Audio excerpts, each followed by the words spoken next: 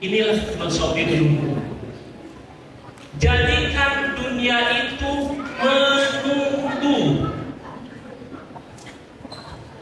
Kalau dunia itu penting, maka kamu akan kejar dunia. Ketika kita ngejar dunia, berarti dunia itu kan penting. Jadikan diri kita ini lebih penting daripada dunia, sehingga dunia ngejar kita. Jadikanlah kita ini magnet uang. Jadikanlah kita ini magnet rezeki, sehingga dunia itu ngikutin kita. Caranya begitu. Kalau kita menjadikan dunia lebih penting, sampai kapanpun dunia itu tidak akan bisa dikejar. Karena dunia itu fata morgana, semakin dikejar, semakin dia mengejar. Maka jangan jadikan dunia itu penting. Jadikanlah diri kita itu lebih penting daripada dunia. Bagaimana caranya? Kejar akhirat. Deketi Allah yang memberikan rezeki. Siapa yang memberikan rezeki? Siapa yang memberikan rezeki? Siapa yang memberikan uang? Bukan dunia, tapi langit. Rezeki itu adanya di langit, bukan di dunia. Kalau kita dengerin, kalau dunia ingin mengejar kita, maka jadikanlah kita harus lebih penting daripada dunia. Bagaimana caranya? Perbaiki diri kita. Biasakan diri kita sholat berjamaah 5 waktu. Biasakan dengan mahfazah metode. Yang tadinya dipaksa, lama-lama jadi bisa, akhirnya terbiasa. Biasakanlah dengan tahajud. Tahajud itu gak ada azan, gak ada komat. Karena orang yang tahajud itu orang yang diundang. Maka bahagialah orang yang diundang oleh Allah Subhanahu wa Ta'ala. Maka kamu akan jadi orang penting. Ketika kamu jadi orang penting, kamu akan dikejar yang namanya dunia. Caranya kejar dunia begitu. Bukan kita ngejar dunia, tapi biarkan dunia ngejar kita. Jadilah filosofi dunia. Jangan jadi orang yang capek. Jadilah orang yang ditunggu. Jangan pernah kita ngejar dunia, karena capek ngejar dunia itu. Jadikan dunia ngejar kita. Jadikanlah diri kita ini magnet kuat. Caranya gimana? Biasakan dengan mahfazah metode. Metode itu sungguh. Udah belajar? Nanti anak belajar di Islamic ini harus bisa membiasakan dengan salat berjamaah. Nih, biasakan dengan tahajudnya, biasakan dengan sholat duhanya, biasakan dengan baca Al-Qur'annya. Jadikan kami ini magnet. Itu harus bisa jadi magnet dirinya. Ya. Beda bakat, beda konsistensi. Kalau bakat, mungkin ada yang suka bakatnya main bola, bakat membaca, tapi konsistensi beda. Beda bakat, beda konsistensi. Mau yang mana? Mau bakat atau konsistensi? Sekarang begini, bisa contohkan. Ronaldo itu bisa main bola dari masih kecil atau sudah dewasa? Sudah dewasa. Gak ada masih kecil, udah kelihatan apa bakatnya main bola? Karena udah bisa. Sepatu aja punya kan? Itu cerita. Bukan orang sukses itu bukan dari bakat, tapi dari konsisten. Kalau bahasa keren, bahasa Arabnya itu istiqomah. Istiqomah. Ini yang tadi dibiasakan, harus kamu istiqomah. Kalau kamu ingin jadi orang hebat, istiqomah. untuk jadi magnet. Istiqomah. Biasakan dari yang hal kecil. Orang hebat itu belajar dari hal-hal yang biasa, bukan dari hal-hal yang besar. Itulah beda bakat, beda konsistensi. Istiqomah. Antum jago main bola, bukan dari bakat. Tapi kalau antum konsistensi latihan yang baik, betul. Pagi-pagi jangan makan dulu. Ya pagi-pagi makan. Pas belajar ngantuk. Habis subuh tidur. Ya kalau kalian jadi orang kaya, kalau kalian jadi orang sukses.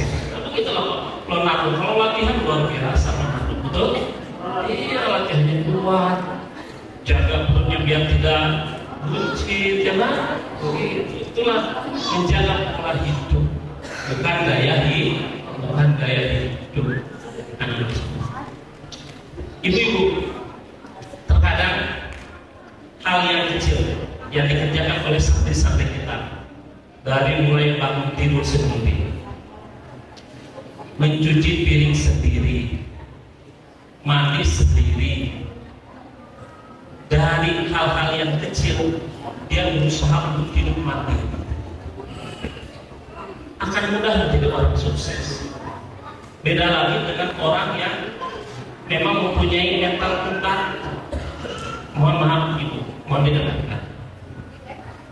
Mental pembantu itu apa-apa semuanya disuruh. Mau makan aja disuruh.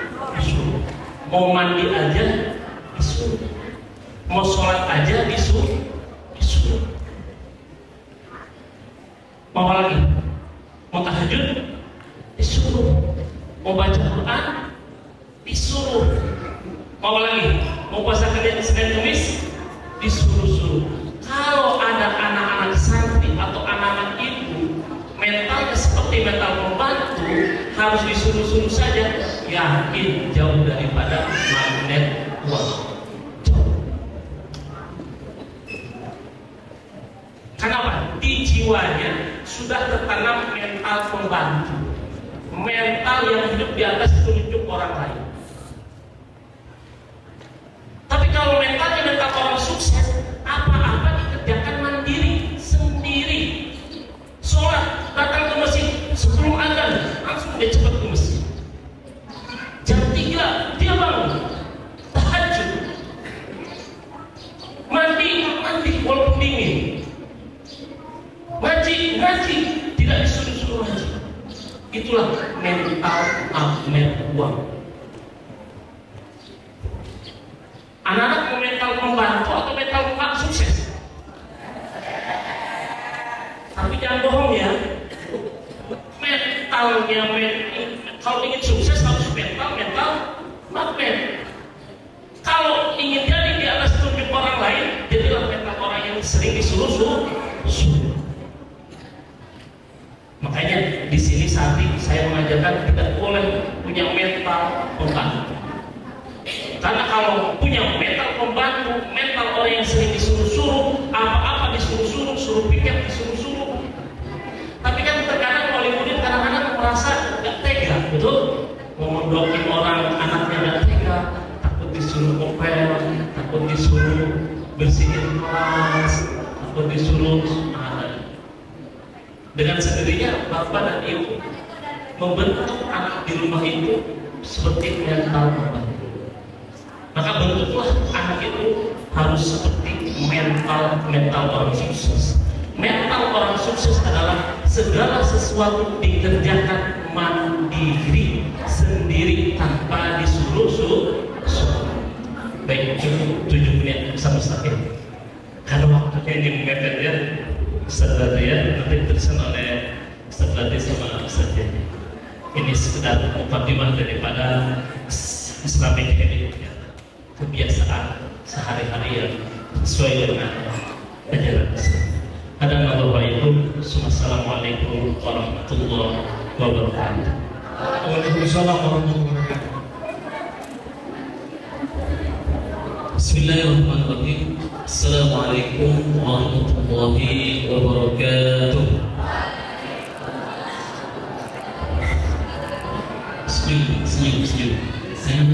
senyum. Nah, itu kan enak ya. Bismillah, alhamdulillah, salatu wassalamu ala rasulillah wa ala alihi wa sahbihi wa mawala. Faya Rabbi shrah li sadri wa yassir li amri wa hlul 'uqdatam min lisani yafqahu qawli, amma ba'du. Yang sama-sama kita muliakan dan kita takdimi guru dan kita pimpinan Pondok Pesantren Mudarat Al-Faza yang mulia Kiai Haji Irfan Helmi Al-Sid serta seluruh keluarga besar beliau yang senantiasa kita doakan mudah-mudahan senantiasa selalu diberikan kesehatan keberkahan oleh Allah Subhanahu wa taala. Juga kepala sekolah MI SMP dan SMA Unggulan Al-Faza Karam Ustaz Ahmad Yazid SE SPDI SHMM dan seluruh jajaran majelis guru Pondok Pesantren Mudarat Al-Faza, juga tamu spesial kita yang ada di depan kita yang sangat ganteng sekali namanya, Masya Allah ya. Beliau ganteng tapi kalau manis sama moderator.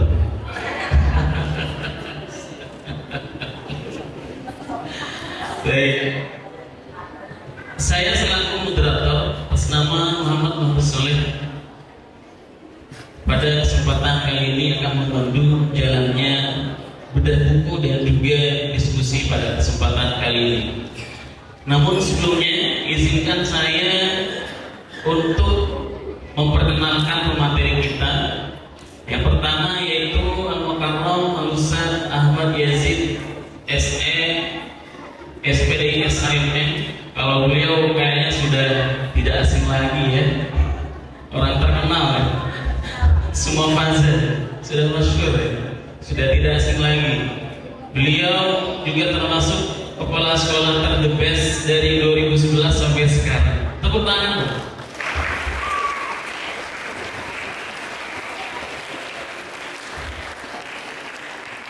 Selain ter the best juga kepala sekolah juara bertahan sampai sekarang. Alhamdulillah. Beliau alhamdulillah riwayatnya sampai menyelesaikan S2 sudah selesai, dan selain beliau kepala sekolah juga guru, ustaz, banyak sebenarnya profesi beliau. Beliau sebagai advokat juga, sebagai pengacara, dan banyak lagi yang lainnya. Kemudian yang selanjutnya pemateri kita yang kedua atas nama Badri Ihya. Catat baik-baik ya. Namanya Al-Ustaz Badri Ihya. Tempat tanggal lahir Bogor, tanggal 7 Mei 1999. Masih muda. Masih muda. Agama Islam. Peci sarung pasti ya. Status ini yang paling penting ya, terutama yang akhwat ya. Status belum menikah.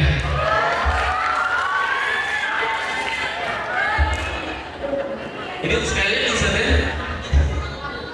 Jadi ibu-ibu wali santri barangkali gitu ya. Nah, siapa tahu gitu ketemu jodohnya nanti. Kemudian nomor telepon beliau, oh ini dicatat ya. Nomor telepon beliau yang bisa dihubungi barangkali mau berdiskusi, menanyakan hal yang lain. Selain itu tidak boleh ya. Omong 0858 5027 7949.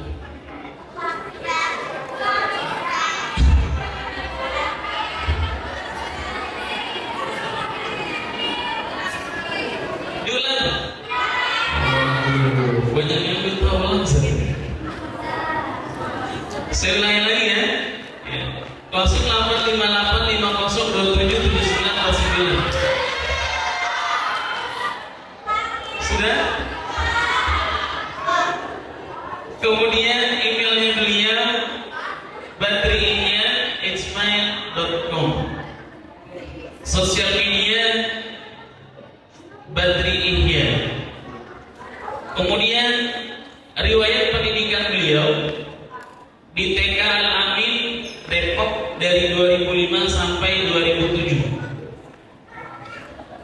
Kemudian melanjutkan SDI plus Darul Ulum di Depok juga pada tahun 2007 sampai 2011. Kemudian melanjutkan SMP An-Nur di Malang pada tahun 2011 sampai 2014. Kemudian melanjutkan SMA-nya di An-Nur juga Malang. Beliau tempuh dari 2014 sampai 2017 dan melanjutkan perguruan tinggi State Al-Rifai Manajemen S1 di Malang juga pada tahun 2017 sampai 2022. Kemudian di Madrasah Diniyah An-Nur 2 non formal dari 2011 sampai 2022 juga, dan beliau juga sekolah di Sekolah Tinggi Ilmu Kitab Kuning. Ya bu, kitab kuningnya bila ya bisa nanti kalian. An-Nur non formal dari 2017 sampai 2019. Itu sekilas riwayat pendidikan beliau. Kemudian pengalaman organisasi beliau sebagai jurnalistik insan di SMA An-Nur 2016 sampai 2017 sebagai direktur liputan. Kemudian yang kedua di majalah Al-Murtadha Pondok Pesantren An-Nur 2 2018 sampai 2019 sebagai sekretaris dan editor. Kemudian Khitabah An-Nur 2 Pondok Pesantren An-Nur 2 2019 sampai 2020 sebagai pimpinan organisasi.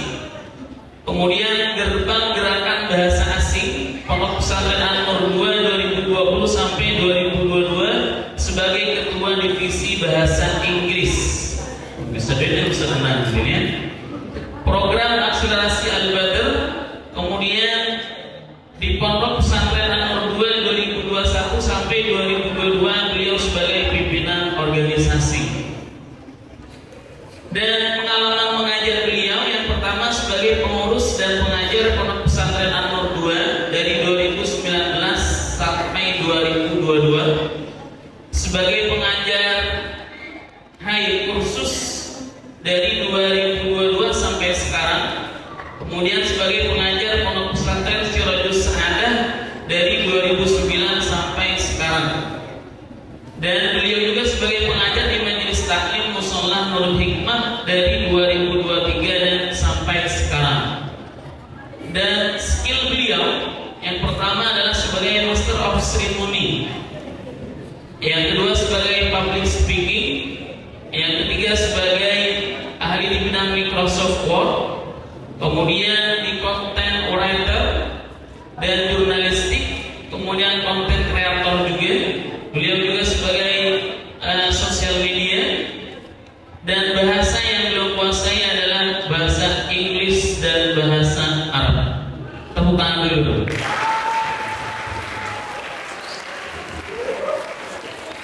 Ini yang baca CV-nya aja sih udah mau habis waktunya. Baik, luar biasa sekali tamu kita pada kesempatan kali ini, dan untuk lebih maksimal waktu yang diberikan kepada kita dan lebih terarahnya diskusi kita pada kesempatan kali ini, maka ini insya Allah akan diawali dari materi yang pertama. Saya kasih waktu 15 menit. Kemudian untuk pemateri kedua juga saya kasih waktu 15 menit. Selebihnya adalah sisanya sebagai sesi tanya jawab atau diskusi. Setuju? Setuju? Namun sebelum itu dimulai, izinkan saya menyampaikan sepatah dua patah kata yang berbunyi begini. Ini sesuai dengan Islamic habit ya. Hati-hati dengan pikiranmu, karena pikiranmu akan menjadi tindakan. Hati-hati dengan tindakanmu, karena tindakanmu akan menjadi kebiasaan. Dan hati-hati dengan kebiasaanmu, karena dari kebiasaan itu menjadi karakter. Dan hati-hati dengan karaktermu, karena karaktermu lah atau kebiasaanmu lah yang menentukan masa depanmu sukses atau tidak. Jelas? Baik, ini yang akan diuraikan oleh pemateri kita nanti. Baik, untuk lebih mengefisiensi waktu, saya beri kesempatan selama 15 menit kepada Karam Ustaz Ahmad Yazid, SE SPD SIMM, kepada beliau kami silakan.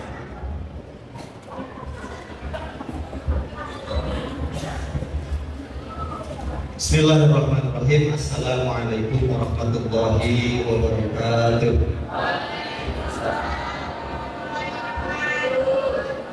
Hamdan wa syukran lillah, salatu wassalamu ala Rasulillah sallallahu alaihi wasallam wa ala alihi wa sahbihi wa wala.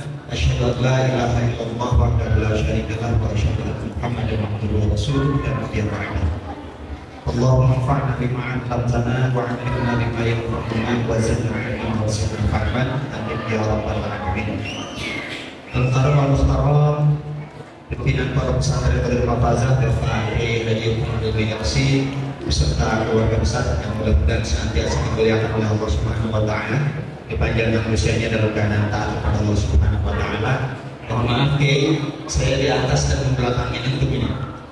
Para masyayikh, para dewan guru, para asatidz di belakang yang tidak bisa saya sebutkan satu persatu, namun insya Allah tanpa mengurangi rasa takdim dan hormat kami yang juga mudah-mudahan senantiasa dimuliakan oleh Allah Subhanahu wa taala. Anak-anakku sekalian, para santriawan santriawati pondok pesantren Qadrul Mafazah, para wali santri yang saat ini hadir, yang mudah-mudahan kita semua dimuliakan oleh Allah Subhanahu wa taala. Alhamdulillah, pada hari ini adalah hari istimewa. Kenapa dikatakan istimewa? Karena di usia Mafazah yang ke-20, insya Allah di tanggal 14 April besok kita akan menginjak usia yang ke-20. Rentetan menjelang 14 April dimulai pada hari ini, dimulai kegiatan kedap. Yang berikutnya menurut saya ini sangat luar biasa. Judul dari buku ini adalah Building Islamic Habit. Apa artinya? Jangan proyek dong. Apa artinya? Biar jelas. Satu orang membangun kebiasaan. Pertanyaannya, seperti apa sih kebiasaan Islami? Salah satunya ya,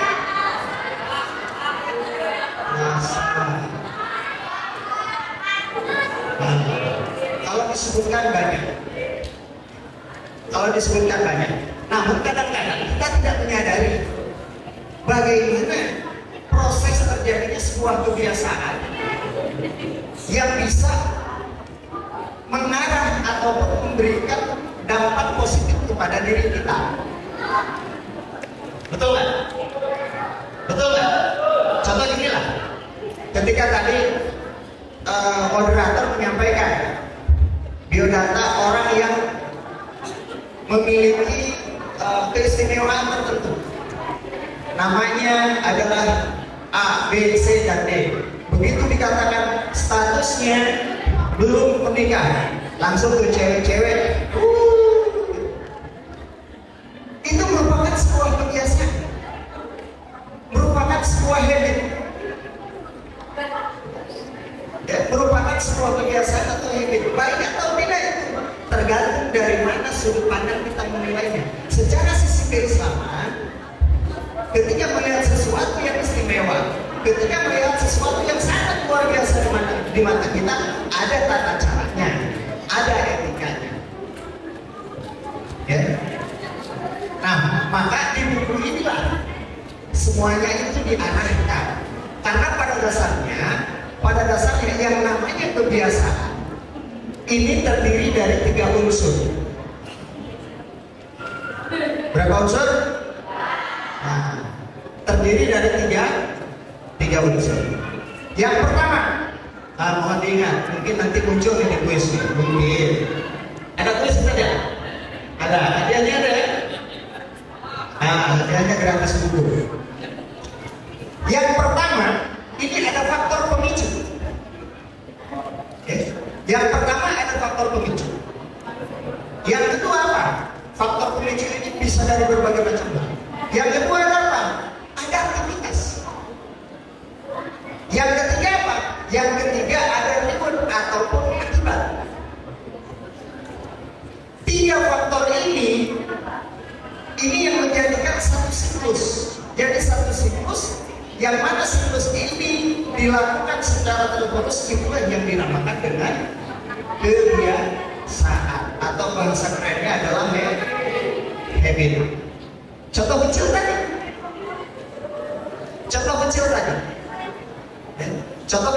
Ketika kita mendengar sesuatu atau melihat sesuatu yang istimewa, langsung kita spontan. Kenapa bisa spontan? Karena otak kita menangkap rangsangan dari luar, menangkap penyebab. Apa tadi penyebabnya? Oh, ternyata namanya adalah Ustaz Lutfi, ganteng, masih layan. Itu rangsangan. Direspon oleh otak kita karena terbiasa kita ketika mendengar atau melihat sesuatu yang luar biasa, refleks. Akhirnya karena terbiasa sehingga menjadi refleks, meluapkan sebuah kegembiraan. Itu namanya sudah masuk fase yang kedua, kegiatan. Masuk lagi yang ketiga, reward. Gimana rewardnya? Rewardnya adalah timbulnya rasa senang kita atau rasa nyaman kita setelah kita meluapkan sesuatu tersebut. Nah, maka sebuah habit pada dasarnya adalah rangkaian dari tiga kegiatan tersebut. Tetapi karena yang dilakukan secara terus-menerus. Jadi intinya sebuah kebiasaan adalah rangkaian kegiatan yang dilakukan secara rutin. Maka itu disebut dengan kebiasaan. Nah, ini kita berbicara kebiasaan dulu. Ustaz tinggal buka, nanti isinya oleh beliau. Ya. Nah, kemudian anak-anak sekalian, para bapak, para ibu, hadirin rahimahumullah. Bagaimana dengan kebiasaan yang Islami? Kebiasaan yang Islami sebenarnya sangat simpel, sangat mudah. Seperti apa sih kebiasaan Islami? Kita tinggal lihat anak-anak kita yang tinggal di pondok pesantren, yang hidup di pondok pesantren, di mana dia mulai dari tidur sampai mau tidur lagi, semuanya sudah diajarkan sesuai dengan syariat Islam.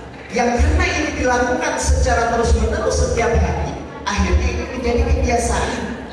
Nah, inilah yang dinamakan dengan kebiasaan Islami. Pertanyaannya, bisa tidak kebiasaan ini dibangun? Pertanyaannya itu. Jawabannya apa? Pasti bisa. Kenapa pasti bisa? Sebab buku ini diciptakan, judulnya sudah jelas, membangun kebiasaan Islami. Ini berdasarkan riset dan lain sebagainya. Ustaz baca buku ini belum lama. Ketika dibuka dari awal, ini buku sangat simpel untuk dipelajari, Mulai dari kontennya sangat bagus, materinya cukup bagus, bahasa sederhana. Juga buku ini dilengkapi dengan berbagai macam agenda untuk memberikan kemudahan bagi kita ketika kita ingin membangun sebuah kebiasaan. Kenapa kebiasaan bisa dibangun? Apa dasarnya? Ya, apa alasannya? Apa sebabnya? Masa iya kebiasaan bisa dibangun? Sangat bisa. Contoh kecil begini.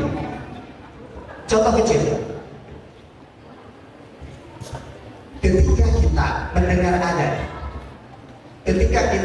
adzan, ini rangsangan dari luar. Pasti pertama, mendengar adzan. Apa yang kita lakukan setelah kita mendengar adzan? Apakah kita langsung lari berwudu, kemudian masuk ke masjid, atau bagaimana? Islam mengajarkan ketika kita mendengar adzan, artinya waktu sholat sudah masuk, bersegeralah kita untuk berwudu, masuk ke masjid, melaksanakan sholat berjamaah. Nah, ini kegiatannya masuk fase yang ketiganya. Apa rewardnya? Ketika kita setelah melaksanakan sholat, kita ada merasakan ketenangan batin dan lain sebagainya. Ada rewardnya. Artinya tiga ini kita terlewati. Kalau ini dijadikan kegiatan yang kita laksanakan secara terus-menerus, insya Allah ini menjadi kebiasaan. Ketika ini menjadi kebiasaan, ditinggalkan satu kali saja, pasti di dalam diri kita ada sesuatu yang salah atau ada merasa yang hilang, karena sudah menjadikan sebuah kebiasaan. Contoh lain lagi, sudah berapa menit ya Ustaz? 4 menit lagi, alhamdulillah. Contoh kecil lagi, anak-anak seusia kita nih, seusia kita, kalau Ustaz Marus kan di atas kita, apalagi Ustaz Orba di atas kita, seusia kita Gen Z. Saya masih Gen Z ya. Hah? Oh Gen Z. Anak-anak seusia kita gampang dengan yang namanya satu, boring, betul nggak? Betul nggak? Gampang boring, terus apa lagi? Gampang bete, apa lagi? Gampang bad mood dan lain sebagainya. Ya, ketika kita menemukan hal seperti itu, misalkan bad mood, apa yang kita lakukan? Hah? Apa yang kita lakukan? Mungkin kalau orang-orang di luar sana ambil gadgetnya, betul kan? Buka medsos, scrolling, update status atau apapun itu. Setelah itu 1-2 jam selesai, apa yang dia rasakan? Mungkin merasa tenang, mungkin merasa senang, bad moodnya sudah semakin hilang. Betul kan? Betul kan? Nah, itu kenapa bisa seperti itu? Ketika bad mood, tanpa kita berpikir panjang langsung ambil gadget dan lain sebagainya, akhirnya bisa hilang bad moodnya. Itu adalah merupakan sebuah kebiasaan. Tapi apakah itu kebiasaan yang baik atau kebiasaan Islami? Belum tentu juga. Bagaimana cara pandang kita? Bisa nggak buka media sosial ini dikatakan kebiasaan yang baik? Bisa saja. Kalau kita memanfaatkan media sosial itu dengan bijak, dengan baik pula. Ya. Tapi beresiko. Kenapa beresiko? Godaannya mungkin kita tidak kuat. Nah maka diarahkan dari buku ini merubah kebiasaan bad moodnya yang tadinya ketika kita bad mood buka media sosial, buka scrolling atau berselancar di media sosial dan lain sebagainya, kita rubah. Bagaimana caranya? Dengan budaya-budaya keislaman. Contoh kecil, baca Quran. Ketika kita bete, ambil dulu baca Quran. Ketika kita bete, bisa nggak dirubah seperti itu? Bisa. Caranya bagaimana? Bentar. Otak kita kalau sudah melakukan sebuah kebiasaan tanpa kita sadari, ketika menerima rangsangan, otak kita langsung memberikan perintah, sehingga badan kita otomatis refleks tanpa diperintahkan lagi, dengan sekejap langsung melakukan sesuatu karena sudah menjadi habit, sudah menjadi kebiasaan. Bagaimana berubahnya? Sangat sulit sekali kalau berubah. Caranya mudah. Kita buat jalur baru. Kita buat jalur baru di otak kita. Karena kalau menghapus memori di otak, waktunya sangat panjang. Kita mulai jalur baru. Di sini disampaikan bagaimana cara membuat jalur baru. Ilustrasinya seperti ini. Katakanlah di titik A ini adalah rangsangan. Di titik A ini adalah rangsangan. Di titik B ini adalah reaksi ataupun kegiatan yang kita lakukan. Di titik C ini adalah reward atau apa yang kita dapatkan setelah kegiatan tersebut. Katakanlah seperti itu. Kalau biasanya kita ketika di titik A bete, kemudian lanjut ke titik B, buka media sosial, sehingga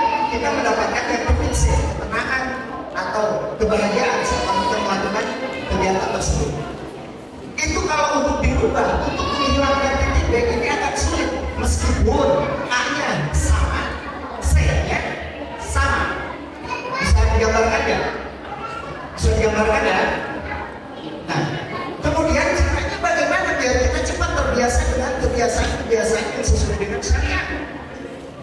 Caranya kita diajarkan di sini di buku ini diberikan caranya. Buat jalur baru. Kalau menghapus B ini akan mungkin lama. Buat jalur baru dari titik A kita buat titik B aksen misalkan. Kalau menurut orang-orang matematis, buat B aksen atau B yang kedua. Apa B yang kedua? Kegiatan yang kita lakukan yang sesuai dengan syariat Islam. Makanya di pondok modern Mafazah diajarkan Mafazah method. Mafazah method itu adalah B aksen. Ketika kebiasaan-kebiasaan yang kita lakukan, yang jauh dari syariat Islam untuk menimbulkan kebahagiaan atau ketenangan di dalam diri kita dirubah, bikin jalur baru, timbullah B aksen. Hasilnya akan sama. Dasarnya dari mana? Apakah betul ini dijamin hasilnya akan menimbulkan kebahagiaan dan lain sebagainya? Pasti, kata jaminan Allah. Ala bidzikrillahi tatma'innul qulub. Orang kalau itu kan hatinya tidak tenang. Ya, setelah melakukan kegiatan baru tenang, maka kegiatannya yang kita lakukan kebiasaan yang kita lakukan sesuai dengan syariat Islam. Seperti itu bisa dipahami? Oke, itu saja mungkin selebihnya nanti Ustaz yang ganti ini yang nanti akan bahas. Ya, terima kasih sebelumnya. Hadanallahu wa iyyakum. Wassalamualaikum warahmatullahi wabarakatuh. Waalaikumsalam warahmatullahi wabarakatuh. Boleh minta tepuk tangan yang meriah? Itu materi pertama tadi sudah disampaikan, sekalipun sebenarnya masih banyak yang ingin beliau sampaikan, cuma karena waktu kita terbatas, maka kita langsung akan berikan kepada pemateri yang kedua atas nama Ustaz Badri Ihyan. Kepada beliau kami silakan.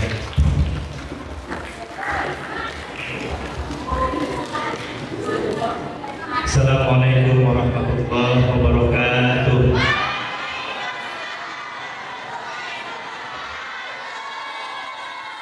A'udzubillahi minasyaitonirrajim. Bismillahirrahmanirrahim. Alhamdulillahi wa kafa, wassalatu wassalamu ala sayyidina Muhammadin Mustafa wa ala alihi wa sahbihi ahli sidqi wal wafa. Amma ba'd. Hadratul muhtaramin wal mukarramin, para alim ulama, para sesepuh bini sepuh, Nafusu Bidikri yang kami muliakan, Abdul Karom, beliau Kiai Haji Irfan Hilmi, pengasuh Pondok Pesantren Mafazah, juga yang kami muliakan Ustaz Ahmad Yazid Fauzi sebagai narasumber pertama, karena beliau jelas lebih senior daripada saya, dan juga yang kami hormati moderator kita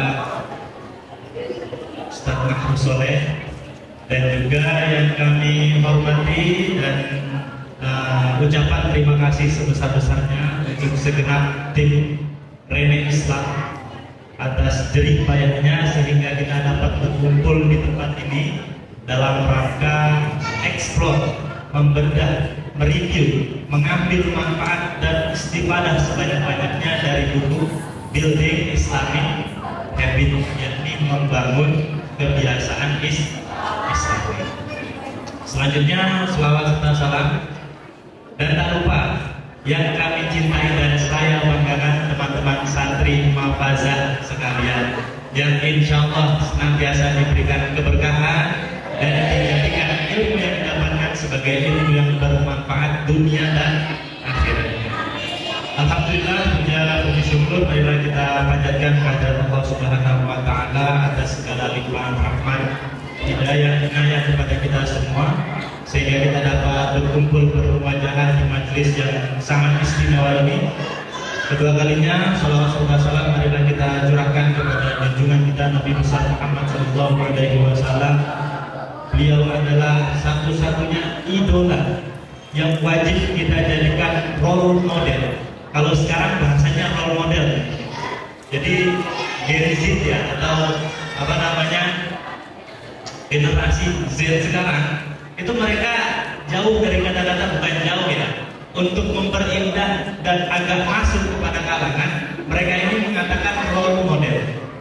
Ya, role model itu apa? Role model itu adalah uswatun hasanah.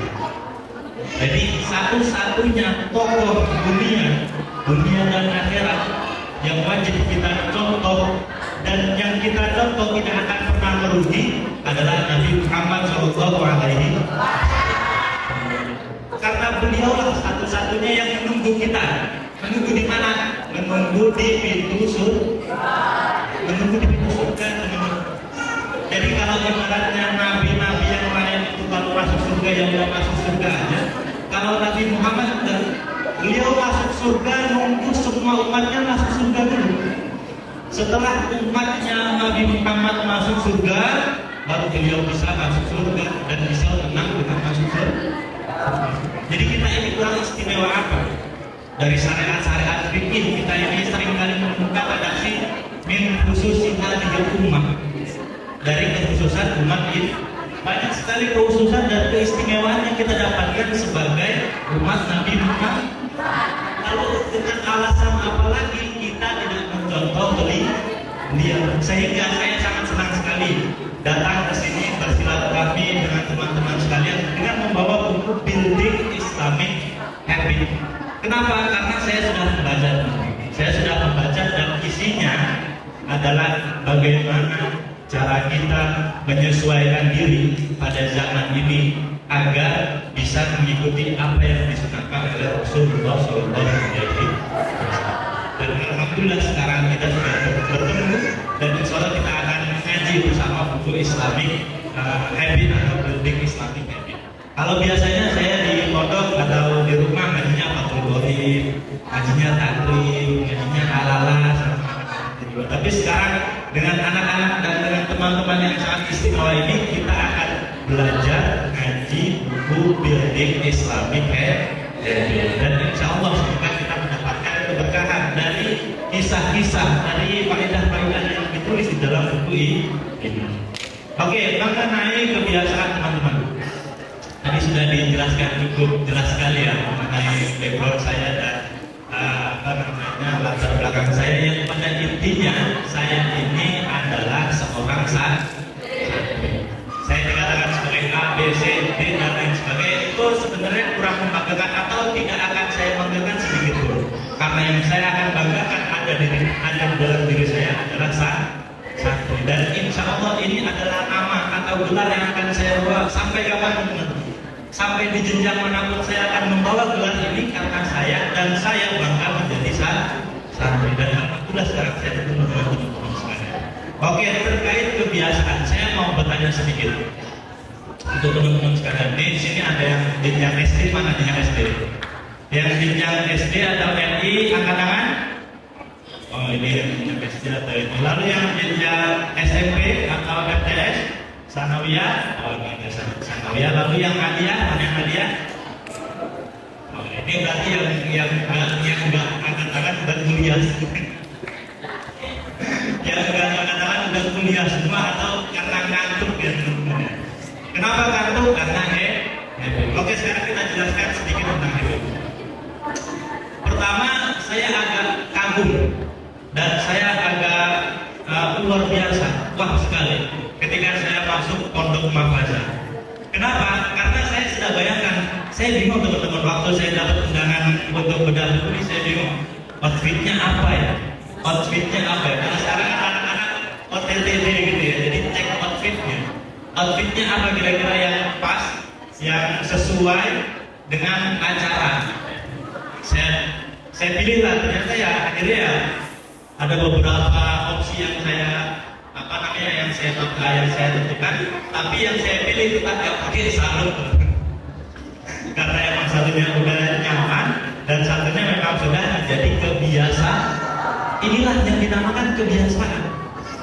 Jadi sesuatu yang sudah kita lakukan secara rutinitas, ya, secara rutinitas dan berlangsung lama, maka secara otomatis di dalam alam bawah sadar kita ini menjadi sebuah kebiasaan.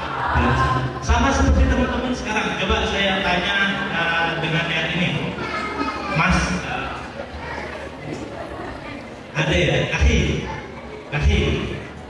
di rumah kira-kira pakai pakaian seperti ini ada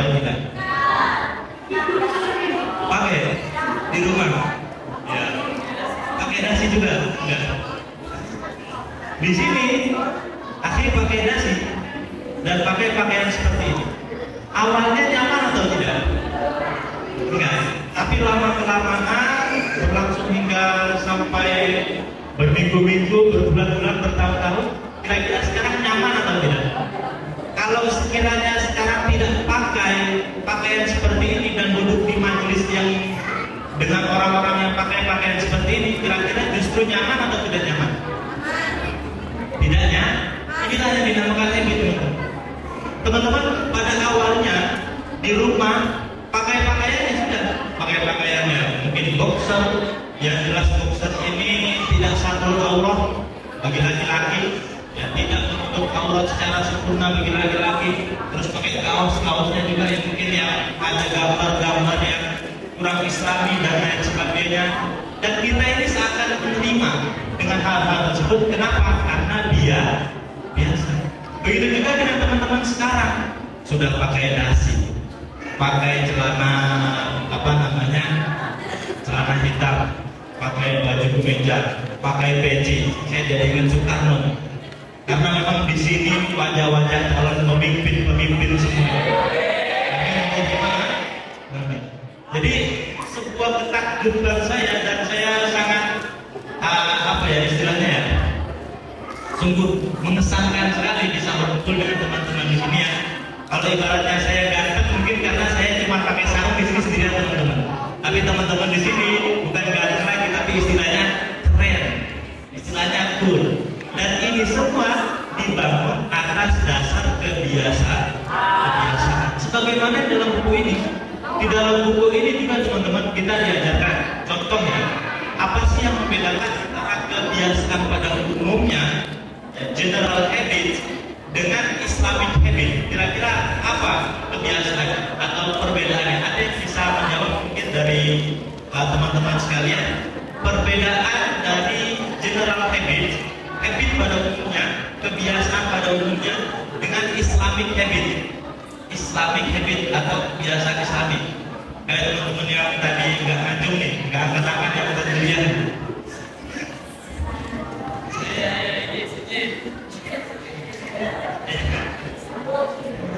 Coba kita adakan interaksi satu saja teman kita untuk memberikan pandangannya terkait perbedaan dari general habit dan juga Islamic habit.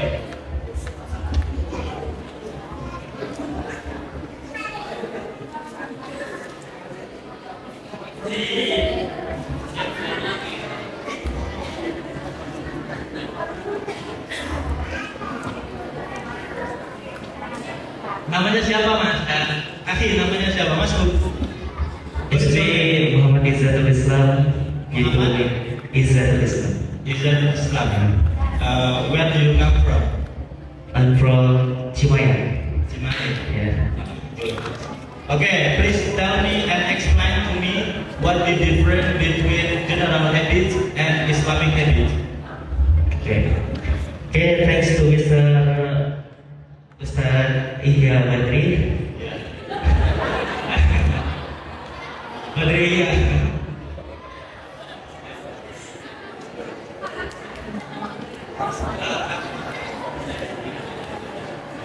Di sini saya akan menjawab pertanyaan dari apa yang saya sampaikan, yaitu tentang perbedaan kebiasaan umum secara umum dan Islamik. Sebetulnya kebiasaan umum itu seperti halnya kita makan seperti itu, Ustaz. Dan kebiasaan Islamik ya sholat, puasa dan lain sebagainya. Mungkin hanya itu saja. Mungkin secara contoh ya. Terima kasih atas jawabannya. Ya. Terima kasih. Jadi teman kita ini menjelaskan secara contoh perbedaan dari general habit dan juga Islamic habit. General habit itu apa? Mungkin terpandang general habit ini seperti halnya makan, minum, tidur, menjaga kebersihan dan lain-lain. Ini general habit.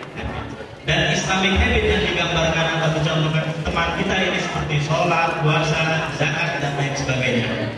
Jadi mungkin memang benar, tapi sedikit Mungkin saya tambahin, general habits ini adalah kebiasaan, rutinitas yang kita lakukan setiap hari dalam skala yang panjang, dalam waktu yang panjang, dengan motivasi ilmu pengetahuan saja, dengan motivasi ilmu pengetahuan.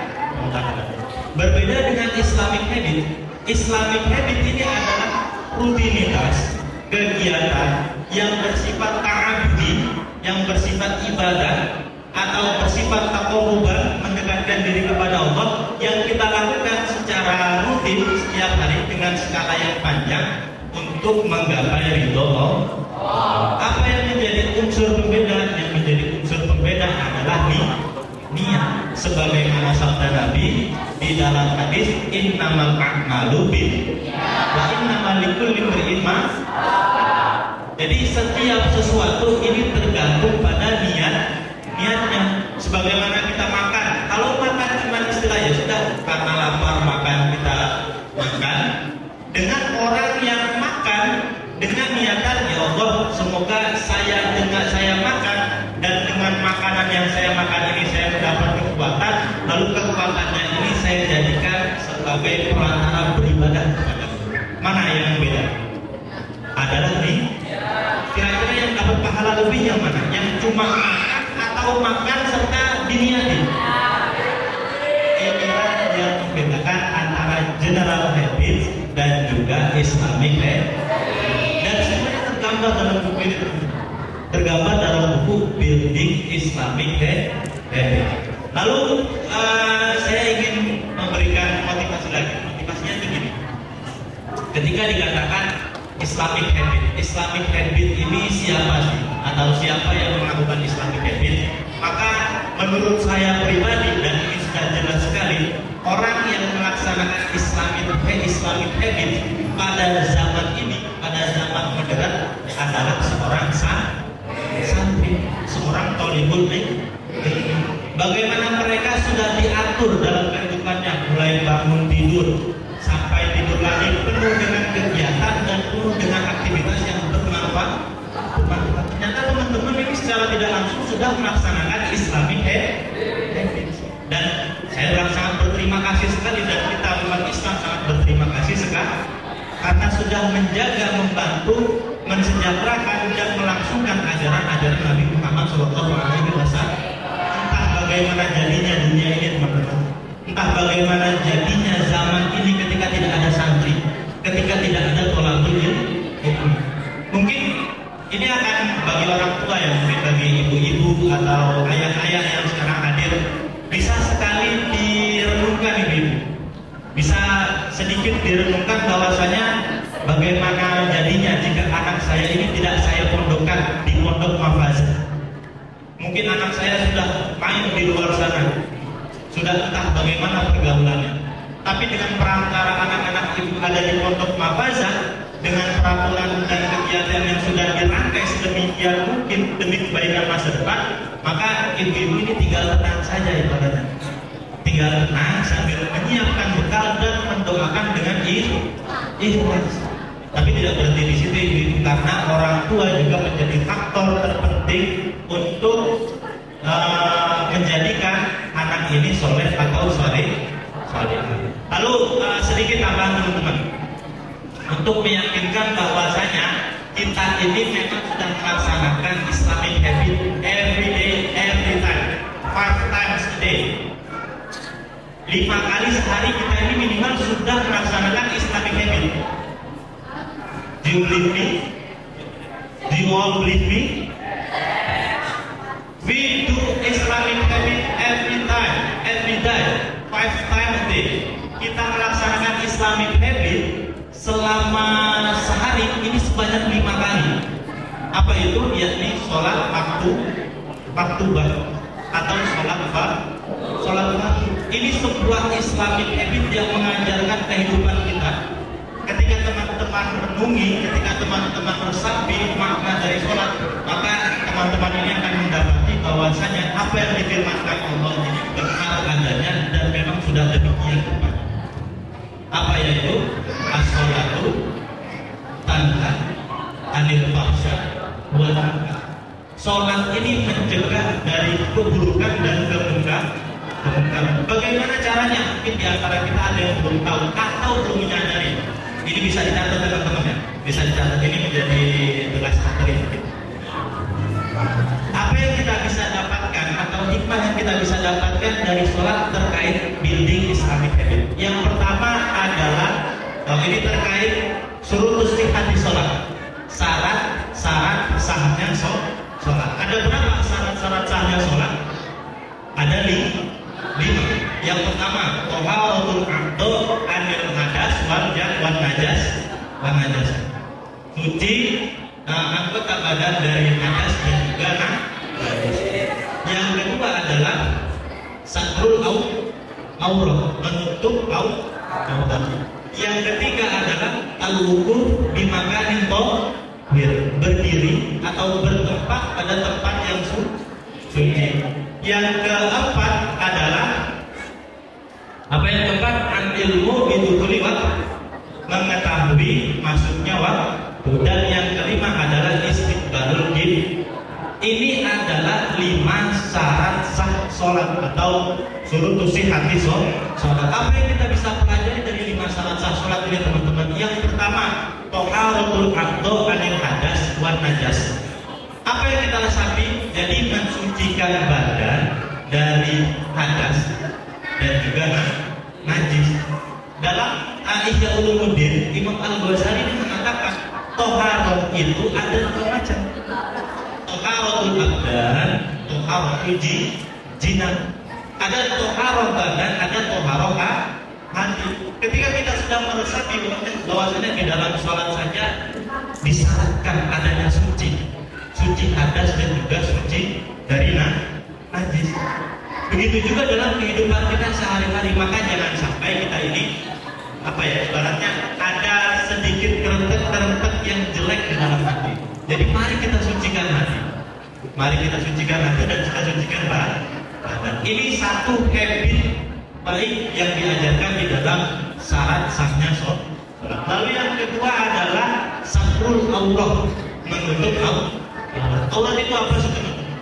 Aurat itu dari kata arad, maknanya adalah kurang. Sebagaimana kurang teman-teman, kita ini nggak mau kan terlihat atau kekurangan kita ini terlihat orang lain. Dia mah apa sih jelek, jangan jelek. Dia mah kurang cakep. Mau nggak kita dikata sedemikian? Atau dibilang apa namanya? Dia mah ada tompelnya 5, ada rambut. Kira-kira kita suka atau tidak dibilang demikian? Tidak suka. Karena bagi kita hal tersebut ini menjadi kekurangan. Begitu juga dengan orang lain teman-teman. Sehingga dari syarat yang kedua, satrul aurat, kita memahami bahwasanya janganlah kita membuka aib orang lain sebagaimana aib kita tidak mau diketahui orang lain. Ini menjadi habit atau kebiasaan Islami yang kedua yang kita dapati dalam syarat sah sholat. Lalu yang ketiga adalah al-wuquf di makanin tahir. Jadi berdiri atau bertempat pada tempat yang suci. Syarat ini mengajarkan apa? Mengajarkan kita untuk konsisten, mengajarkan kita untuk disiplin. Jadi kalau sudah datang waktu sholat, maka kita hentikan semua kegiatan yang bersifat duniawi, kita laksanakan dulu akhirat kita. Dan ini satu atau syarat sah yang ketiga yang mengajarkan tentang Islamic habit. Lalu yang keempat teman-teman adalah apa tadi yang keempat? Ada yang nyatet nggak? Yang keempat adalah ilmu bilwak. Jadi mengetahui masuknya waktu sholat. Kalau kita sudah mengetahui masuknya waktu sholat, maka kita boleh melaksanakan sholat. Kalau kita masih tidak mengetahui atau ragu, maka kita tidak boleh melaksanakan sholat. Kalau kita melaksanakan sholat sedang hati kita ini masih meragukan masuknya waktu sholat, maka sholat kita tidak sah. Begitu juga dengan pengetahuan yang lainnya. Dari pengetahuan, ini waktunya makan, saya harus makan. Ini waktunya belajar, saya harus belajar. Ini waktunya mandi, saya harus mandi. Kalau saya tunda-tunda, nanti saya telat, nanti saya masih harus antri. Nanti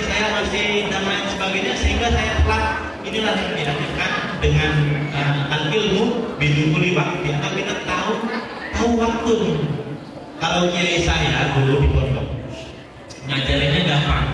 Beliau kiai saya, kalau Abdullah Romo Kiai Muhammad Badruddin, beliau ngajarinnya gampang.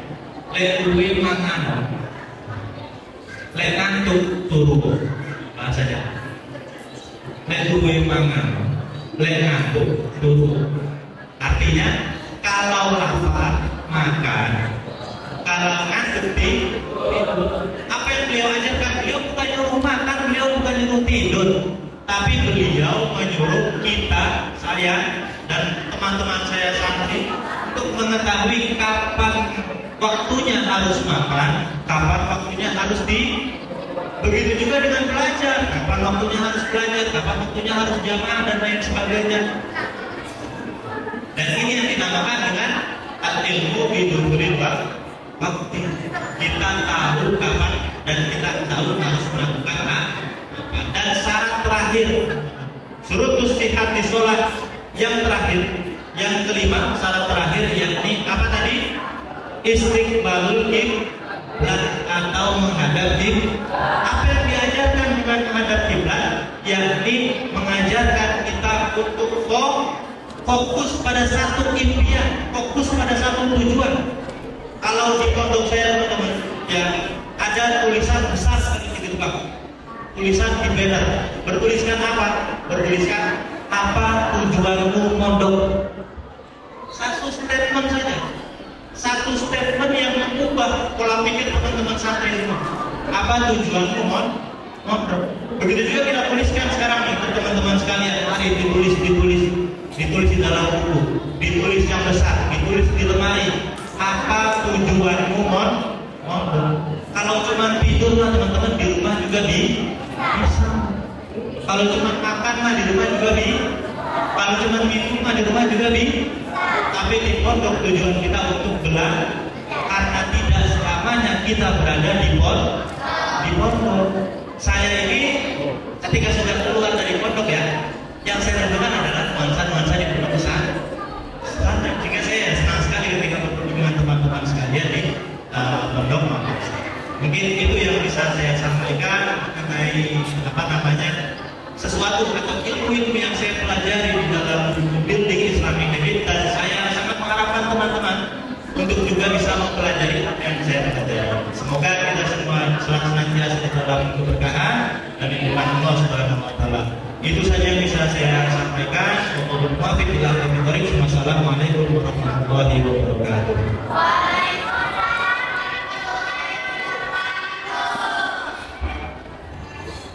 Baik, alhamdulillah cukup dahsyat, luar biasa pemaparan dari beliau. Sekali lagi minta aplaus yang meriah buat beliau.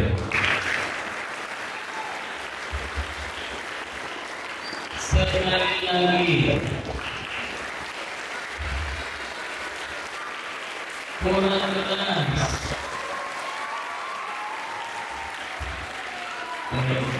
Terima kasih. Baik, saya ucapkan terima kasih banyak kepada pemateri yang pertama. Tadi bisa dapat simpulkan ada 3 hal atau 3 faktor terkait dengan Islamic habit yang bisa kita terapkan dalam kehidupan kita sehari-hari. Yang pertama ada faktor pemicu, kemudian dari itu ada yang namanya sebuah kegiatan atau tindakan, kemudian yang ketiga lahirlah yang namanya reward atau akibat dari kegiatan atau tindakan tersebut. Kemudian pada pemateri kedua, yang pertama adalah pada intinya dari building Islamic habit ini adalah menyesuaikan diri dengan pola hidup yang dicontohkan oleh Rasulullah SAW. Kemudian yang kedua, beliau menyatakan dengan tegas bahwa beliau bangga menjadi seorang santri, karena hanya santrilah yang lebih banyak efektif dan efisien di dalam menjalankan syariat atau keteladanan yang dicontohkan oleh baginda Nabi Muhammad SAW. Kemudian yang ketiga ada general habit dan Islamic habit. Tadi disampaikan, beliau menyatakan dan membedakan bahwa pada intinya kedua-duanya dilaksanakan dalam waktu yang panjang. Cuman perbedaan yang pertama, kalau general habit ini hanya berdasarkan ilmu pengetahuan saja. Sedangkan kalau Islamic habit adalah ini sifatnya adalah ta'abbudi, berdasarkan syariat Islam yang mengacu kepada ridhanya Allah Subhanahu wa ta'ala. Dan yang kedua adalah yang membedakan adalah niat. Dengan niat sesuatu yang mubah akan menjadi berpahala kalau kita lakukan, seperti yang dicontohkan tadi oleh pemateri kita. Makan kalau cuma hanya sekedar menghilangkan lapar, yang didapat cuma kenyang. Tapi kalau kita makan, kita niatkan untuk litaqawi, untuk kuat beribadah kepada Allah, maka makan kita mendapatkan pahala dari sisi Allah Subhanahu wa ta'ala. Kemudian yang terakhir yang beliau sampaikan juga adalah memotif dari Islamic habit itu dari syurut sihhatis shalah, yang semuanya itu ada 5. Dan satu-satunya yang bisa menerapkan Islamic habit ini adalah di dunia pesantren. Alhamdulillah. Jadi pada intinya anak-anakku semuanya yang ada di sini, kita harus lebih menguatkan lagi terkait dengan mafazah metode. Mafazah metode yaitu berawal dari keterpaksaan, lama-lama menjadi kebiasaan, lama-lama menjadi sebuah keikhlasan. Betul? Jadi ikhlas itu butuh dipaksa. Andaikan Ustaz Endang bilang yang ikhlas sholat tahajud silahkan, yang gak ikhlas tidur. Saya tanya, di masjid kira-kira ada orang apa tidak? Ada orang apa tidak? Saya yakin gak ada orang satupun. Yang ikhlas silahkan tahajud, yang tidak ikhlas silahkan di kamar tidur. Ada orang apa tidak? Tidak ada. Yakin tidak ada. Tapi ini kita pondok memberikan sebuah habit, diawali dari keterpaksaan, lama-lama menjadi sebuah kebiasaan, dan lama-lama menjadi sebuah keikhlasan. Itu pemaparan dari 2 materi yang sudah sangat rinci tadi sudah menyampaikan kepada kita. Semoga ini menjadi tambahan ilmu yang barokah dan manfaat untuk kita semua, dan semakin kita istiqomah di dalam menjalankan Islamic habit ini dalam kehidupan kita sehari-hari. Amin ya rabbal alamin. Untuk selanjutnya sesi tanya jawab atau diskusi, saya menyebutkan 3 orang penanya. Ya, silakan. Yang pertama, silakan maju ke depan, berdiri dan memperkenalkan diri. Nah, kalian silakan.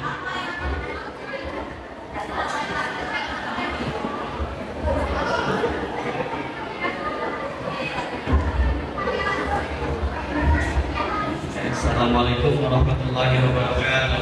Waalaikumsalam warahmatullahi wabarakatuh. Saya ingin bertanya tentang istiqbal kita yang tadi dimaksud dengan fokus. Saya ingin bertanya bagaimana caranya agar sholat kita menjadi fokus, tidak berpikir. Karena saya sudah mencoba untuk fokus, tapi ada benar untuk berpikiran kemana saja. Baik, sudah. Terima kasih untuk tepuk tangan. Dan bisa jadi tidak hanya Alfian yang merasakan itu, semua yang di depan merasakan yang sama, betul? Mungkin terlalu saya ke depan juga sama.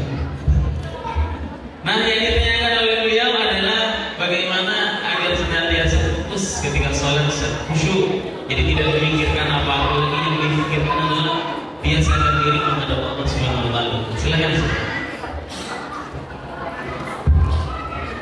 Bismillahirrahmanirrahim. Terima kasih atas pertanyaannya terkait istiqbalul kiblat. Ini namanya siapa? Muhammad Al-Jamulana. Jadi bagaimana caranya kita untuk fokus ini? Saya mengacu pada literatur saja teman-teman ya. Karena ketika ditanyakan apakah saya sudah fokus, saya pun masih pada taraf belajar fokus.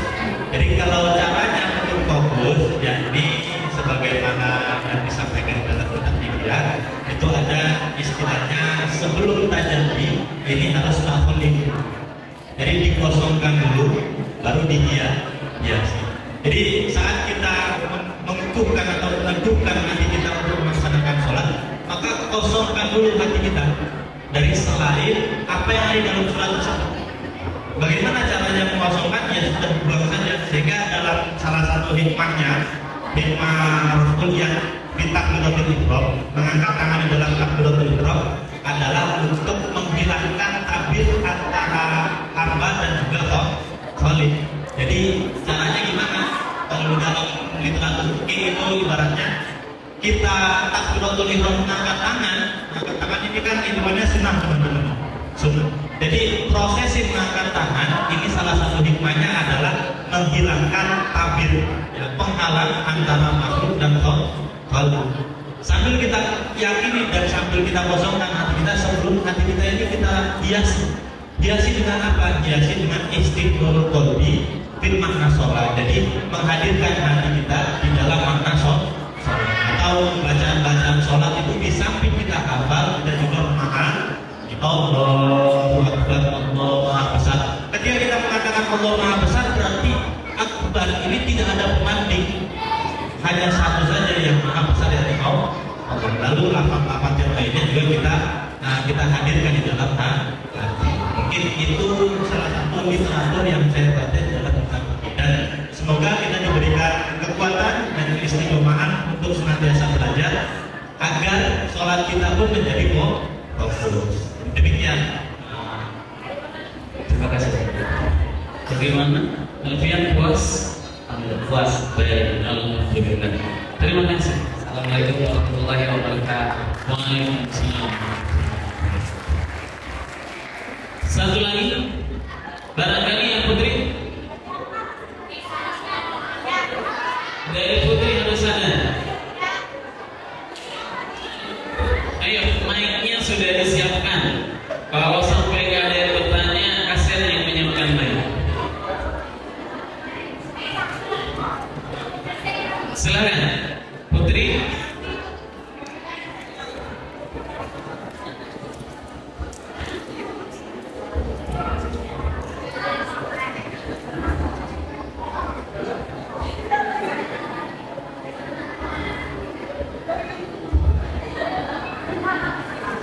Ibu mau tanya? Sebentar ya. Assalamualaikum warahmatullahi wabarakatuh.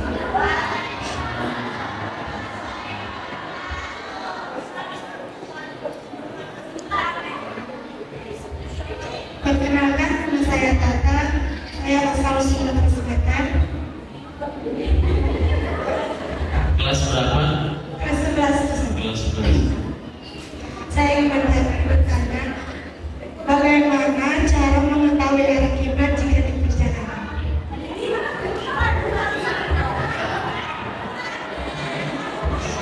Jika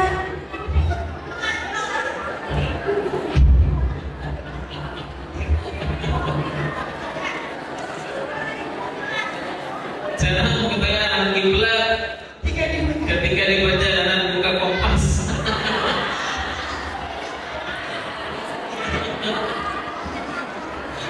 Ya nggak apa-apa. Nah itu pertanyaannya diterima ya. Tapi ada pertanyaan yang mengarah kepada Islamic living. Dan rata-rata pertanyaan itu yang mengarah kepada Islamic living.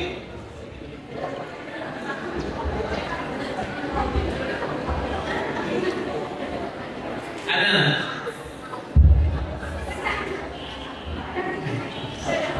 Gak ada. Ya nggak apa-apa. Sekali lagi tepuk tangan buat anak-anak mewakili itu.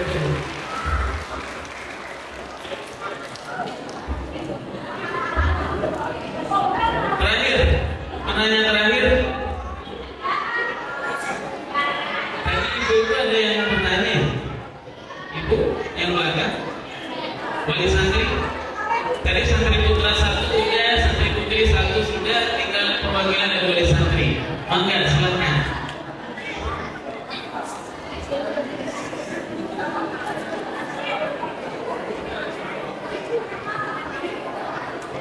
Ibu mana? Stasiun Blok, Tokyo.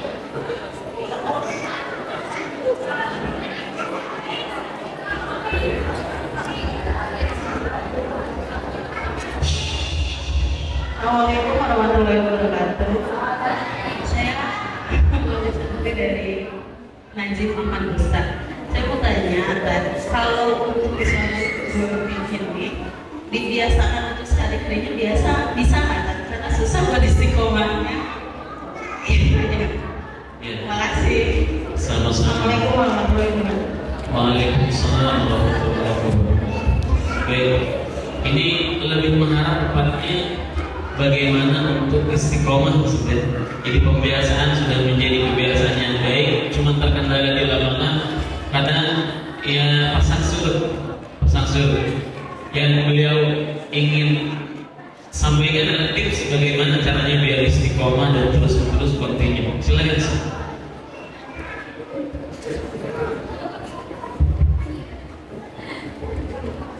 Bismillahirrahmanirrahim. Terkait bagaimana caranya istiqomah. Yang pertama, mungkin sebagai pembuka dari menjawab pertanyaan ini, saya ingin menyampaikan bahwasanya al-istiqomah khairun min alfi karoah. Keistiqomahan ini lebih baik daripada 1000 karomah. Karomah itu apa sih? Karomah yang menjadi penjelas dari lafaz ini adalah karomah-karomah yang dikatakan bisa terbang, karomah-karomah yang bisa berjalan di dalam air, atau karomah-karomah yang lain yang kita gambarkan sebuah kejadian yang kharikul ada, kejadian yang sangat jauh dari nalar dan logika manusia, dan kejadian ini ada dan terjadi. Namun pada hakikatnya kejadian ini tidak jauh lebih baik atau tidak lebih baik daripada satu keistiqomahan yang dilakukan. Jadi satu keistiqomahan saja yang ibu lakukan, atau teman-teman lakukan di sini, ini hitungannya nilainya sudah 1000 kali lebih baik daripada karomah-karomah yang ada. Ini satu yang menjadi pegangan atau motivasi. Jadi jangan sampai kita ini langsung ini biasanya banyak terjadi teman-teman di luar sana karena scrolling ya, karena melihat di sosial media mungkin kesuksesan orang dan orang tersebut di dalam videonya memberikan tutorial seperti ini, lalu kita langsung seperti mencuat di hasilnya, kita langsung mencuat di di hasil akhir tanpa mengetahui proses-prosesnya. Inilah yang seringkali membuat orang-orang pada zaman sekarang stres, ibu bapak sekalian.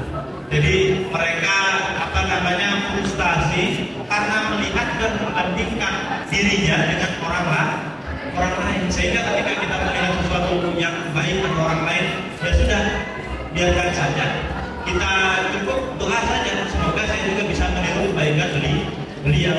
Dan kita harus ketahui prosesnya itu tidak langsung tiba-tiba sebesar itu, pasti dimulai dari perkara yang kecil. Makanya ada sebuah makalah, qalilun qarra khairun min kathirin farra. Sedikit yang kokoh, sedikit yang tetap, yang langgeng, yang ada, ini lebih baik daripada kathirin farra. Sesuatu yang banyak tapi farra, hilang. Lebih baik ibu bapak sekalian, adik-adik teman-teman sekalian di sini baca Al-Quran secara kontinu setiap hari, mungkin bisanya cuma satu ayat atau satu ayat atau satu halaman atau satu lembar, tetapi secara setiap hari, daripada baca satu hari belum 1 juz, belum 30 juz, tapi besoknya udah nggak baca lagi. Inilah dikatakan sebagai qalilun farra khairun min kathirin farra. Sedikit yang terus menerus ini lebih baik daripada banyak tapi hilang. Jadi intinya adalah kuatkan niat dan mulai dari sesuatu yang kecil dulu.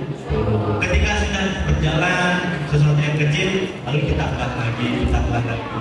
Berapa batasannya? Mungkin batasannya sebagaimana digambarkan oleh para ulama, bisa per 40 hari. Makanya ada istilahnya puasa putih 40 hari dan lain sebagainya. Jadi para ulama itu sering membuat batasan istiqomah itu. Jadi istiqomah itu batasannya sudah dikatakan istiqomah berapa jeda waktu. Misalnya ada yang mengatakan 1 minggu, ada yang mengatakan 40 hari dan lain sebagainya.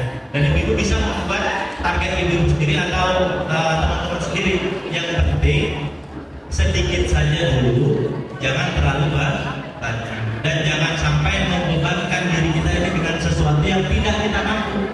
Karena urusan ketaatan, bagaimana? Jadi urusan ketaatan adalah fastata'tum semampu kita. Tapi kalau urusan berhenti dari sesuatu yang dilarang, maka kita harus lakukan sekuatnya, semaksimal mungkin. Ketika hal tersebut merupakan larangan, maka kita harus tinggalkan sekuatnya, kita tinggalkan semaksimal mungkin tanpa ada toleransi. Tapi ketika hal tersebut sebuah ketaatan, maka fastata'tum atau semampu kita. Mungkin itu tips dari saya dan akan dilanjutkan dengan tips dari Ustadz Yasin.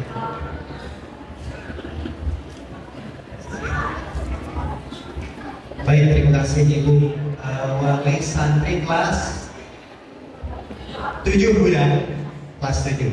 Begini Bu, saya sih dijawab apa yang Ibu tanyakan berdasarkan pengalaman kami bagaimana mengistiqomahkan anak-anak santri dalam menjalani kebiasaan hidup sehari-hari di pondok. Ibu masih ingat mungkin ketika awal Ibu menitipkan anak Ibu di pondok 40 hari Ibu menitip, masih ingat Bu ya? Karena 40 hari ini anak-anak kami karantina. Kami karantina agar apa? Satu, terbiasa. Untuk dapat melaksanakan kebiasaan atau Islamic habit secara kontinu atau secara istiqomah. Yang pertama itu, kita menerapkan Novajar Method itu betul dipaksa anak-anak.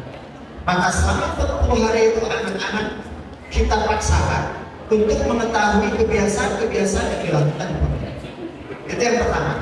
Paksakan kita gitu. Saya berharap yang bertanya yang seperti ini bukan anak-anak, tetapi ibu-ibu yang nanya itu.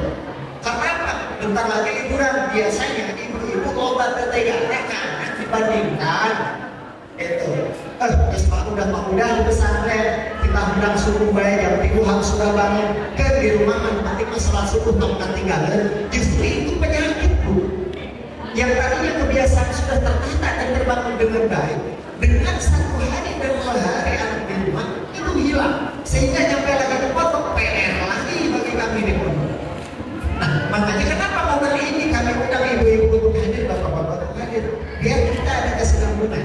Artinya yang kedua, kebiasaan untuk menyuruh anak melakukan kebiasaan yang baik, Islamic habit, jangan terputus. Jangan terputus oleh apapun itu. Ketika di pondok anak digencet si odol, sampai habis pun harus mencet si odol. Di rumah pun wayahnya itu.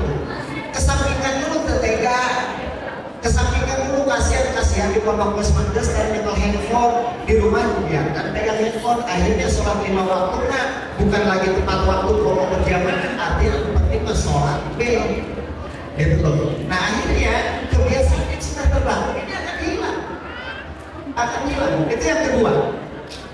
Yang pertama paksakan, yang kedua hilangkan rasa tidak tega. Yang ketiga, kita jangan bosan. Bu, kalau ngikutin bosan, anak ibu ada yang sudah 6 tahun di sini, ada yang sudah 6 tahun di sini anaknya, ada nggak? Oke, saya turun. Ada yang 5 tahun anaknya di sini. Ibu anaknya 5 tahun di sini ya. Selama 5 tahun di sini, ketika di rumah, ada nggak satu momen ketika dia dengar azan dia lari langsung ke masjid? Atau dia santai-santai saja? Ada nggak Bu? Ada ya. Anak saya. Sebutin jangan namanya. Anak saya Maliki masuk sini kelas 5 MI, sekarang kelas 10. Berapa tahun Bu? 5 tahun kurang lebih ya. Masuk sini kelas 5, sekarang kelas 2 SMP, kelas 1 SMA. Kurang lebih 5 tahun. Kalau kitanya terlalu percaya dengan apa yang sudah dia lakukan kebiasaan dia di pondok, akhirnya di rumah kita santai dan aman dari pondok seperti itu. Artinya pengawasan harus tetap ada. Kadang-kadang kita juga terlalu percaya nih dengan apa yang sudah dibiasakan, santai. Akhirnya apa? pun di rumah aturan dia bangun, misalkan di pondok biasa dibangunkan jam 3, di rumah lewat jam 3. Artinya pengawasan kita, termasuk ketika ibu mau memberikan handphone, boleh-boleh saja, cuman jangan lepas pengawasan, jangan lepas kontrol. Jadi maksud saya 3 itu, 1, paksa terus, paksa, karena mula bisa, karena biasa. Kalau sudah terbiasa, lama-lama akan merasa kehilangan ketika tidak dilakukan. Yang kedua, udah itu.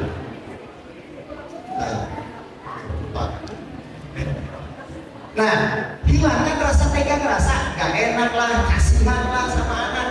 Karena itu mereka, ibu mesti tega. Sama halnya ketika ibu tega taruh anaknya di sini. Yakin awal-awal cara nih, ya kan? Biasa isu-isu dahar enak, ayah anak ayah baik cari manon. Saya yakin itu, karena saya pun mengalami seperti itu. Hilangkan rasa itu. Kalau kita pengen ini anak tetap istiqomah, membiasakan melakukan kebiasaan baik yang sudah diajarkan oleh Bapak. Yang terakhir tadi, jangan lepas kontrol, tetap diawasi. Sekalipun anak kita sudah dewasa, sekalipun anak kita dirasa sudah sekian tahun pesantren, saya 23 tahun tinggal di peraturan pesantren. Tahun 89 saya masuk pesantren, tahun 2003 saya pulang ke rumah. Tak kalau tetap sholat tetap seperti itu, ngaji tetap seperti itu. Karena besi kita lengah kalau tidak ada kontrol, lepas. Ya, jadi kalau pengen tetap istiqomah, melaksanakan habit, maka 3 itu pegang saja oleh ibu. Insya Allah anak-anak menurut. Ya, karena saya yakin anak-anak kita soleh semua, nurut semua, insya Allah. Itu saja yang mungkin. Terima kasih. Assalamualaikum warahmatullahi wabarakatuh.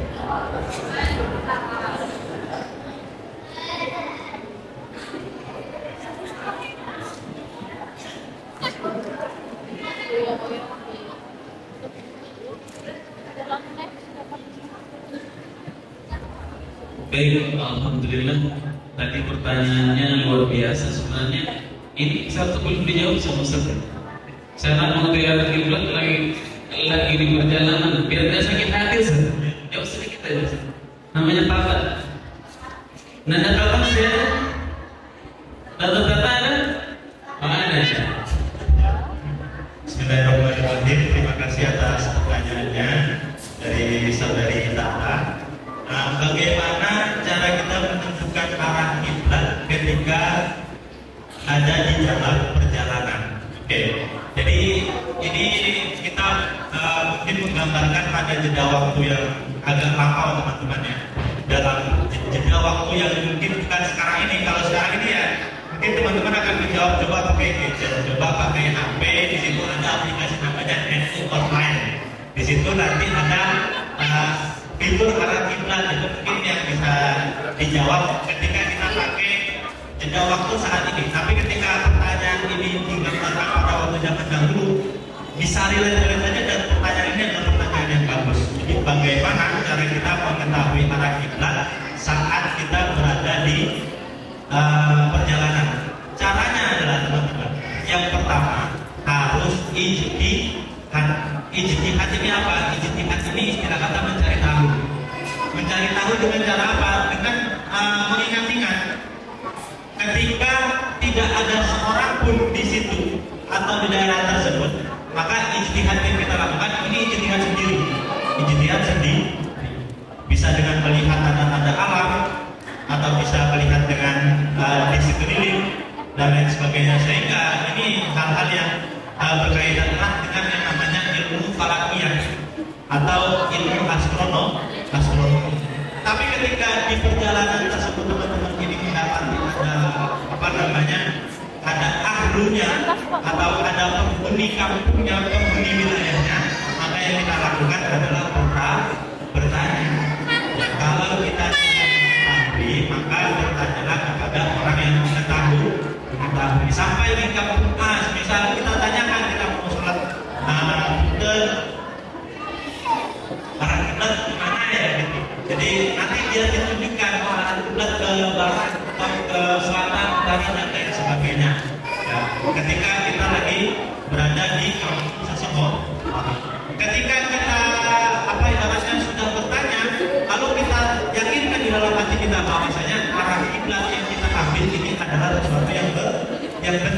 sehingga nanti terkait apakah benar atau salah itu bisa menjadi patokan hukum. Selagi kita meyakini arah kiblat ini yang kita hasil ijtihad adalah benar, ya, dan ternyata benar, maka sholat kita sah ibaratnya. Tapi kalau kita yakini arah kiblat ini benar dan terjadi kesalahan, maka ada beberapa pandangan. Ada yang mengatakan sholatnya tetap sah, ada juga yang mengatakan sah tapi wajib ibaratnya tidak sah, dan yang sah ini hanya menjadi sholat mutlak sunnah atau sunnah mutlak. Jadi 5 syarat yang saya sebutkan tadi di awal, ibu-ibu, teman-teman sekalian, ini adalah syarat-syarat sah sholat yang kita harus penuhi dan harus yakini ada pada diri kita, mulai dari kita awal sholat sampai akhir. Satu syarat saja hilang, maka sholat kita batal. Karena ibaratnya syarat itu adalah sesuatu yang ada di dalam sholat dan menetap sampai sholat berakhir. Mungkin kira-kira itu yang bisa saya sampaikan. Semoga bermanfaat untuk saudara kita dan sekalian. Baik, terima kasih. Alhamdulillah pertanyaan-pertanyaan tadi sudah dijawab secara gamblang oleh materi 1 dan 2. Dan menyampaikan kita kepada sesi yang berikutnya adalah sesi tanya jawab dan mendapatkan hadiah buku secara gratis Building Islamic Habit. 1 untuk putra dan 1 untuk putri. Yang bisa menjawab tolong langsung angkat tangan. Yang bisa jawab tolong langsung angkat tangan.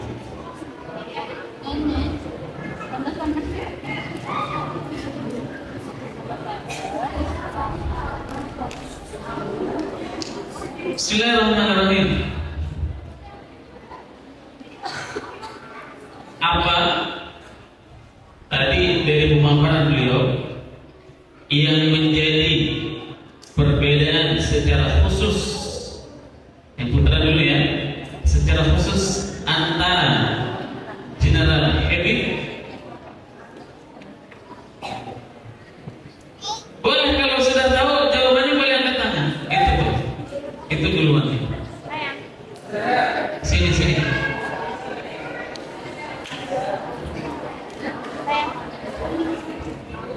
Antara general habit dengan Islamic habit, silakan. Oke, perbedaan antara general habit dan Islamic habit itu merupakan itu sama-sama pekerjaan yang dikerjakan secara terus-menerus. Akan tetapi perbedaannya itu dari Islamic habit. Islamic habit itu dengan ta'abbud, dengan mencari ridhonya Allah atau dengan niat. Nah, itu maka akan mendapatkan keberkahan dan mendapatkan pahala. Sedangkan untuk general habit itu hanya pekerjaan biasa. Kalau disertai niat itu maka akan mendapatkan pahalanya. Terus, baik, kalau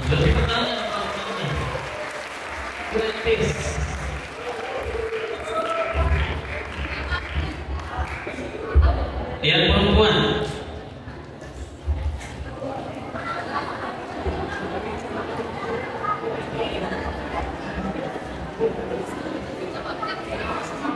Dari Ustaz.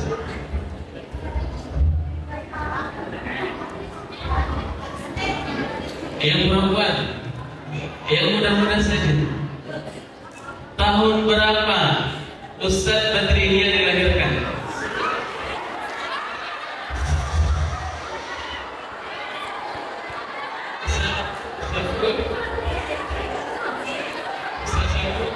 Anda masuk.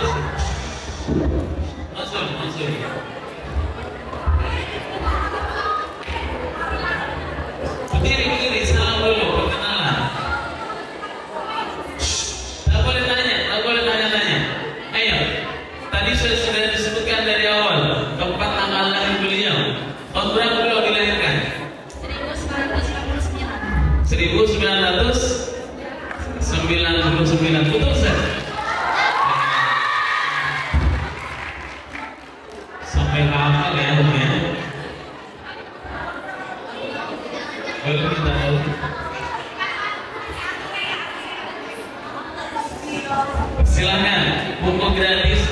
Rasul. Tepuk tangan. Ini.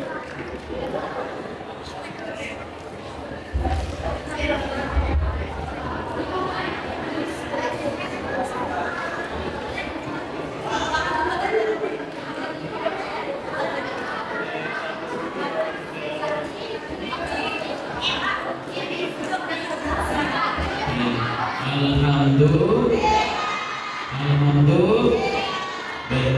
Sebenarnya masih banyak mungkin dari teman-teman yang perlu ditanyakan dan masih banyak juga materi yang perlu disampaikan. Cuma waktu sudah menunjukkan jam 12:30 lewat 7 menit dan kita akan melaksanakan sholat zuhur. Kami cukupkan sampai di sini. Barangkali ada ketidakpuasan perlu masih sharing, saya ulangi lagi nomornya beliau 0858 50 27 79 49. Hal-hal yang tidak sempat ditanyakan di sini silahkan untuk chat pribadi kepada beliau. Baik, itu saja mungkin yang perlu kami sampaikan. Mudah-mudahan semua dari awal sampai akhir menjadi tambahan ilmu yang barokah dan manfaat untuk kita semua. Wallahu muwaffiq ila aqwamit thoriq. Assalamualaikum warahmatullahi wabarakatuh. Kita ingin dengan sama-sama baca Alhamdulillah dan kafaratul majlis. Alhamdulillah.